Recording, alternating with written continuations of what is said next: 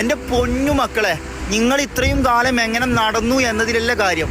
നരകത്തിന്റെ കവാടം പൂട്ടി വെച്ചിട്ട് സ്വർഗത്തിന്റെ കവാടം പരക്കെ തുറന്നിട്ട് തരുന്ന റജബ് മാസം നിങ്ങളെ മുമ്പിൽ വന്നിട്ടും എന്തൊക്കെ തരാൻ പറ്റുമോ ചോദിക്കണത് മുഴുവൻ വാരി കോരി തരുന്ന റജബും ഷഅബാനും റമദാനും എൻ്റെ മാസമാണ്. ഞാൻ എൻ്റെ അടിമകളിലേക്ക് അവരെന്താണ് ചെയ്യുന്നത് എന്ന് നോക്കി നിൽക്കുകയാണെന്ന് പടച്ച തമ്പുരാന് വാഗ്ദാനം ചെയ്ത റജബ് ഈസ് റെഡി.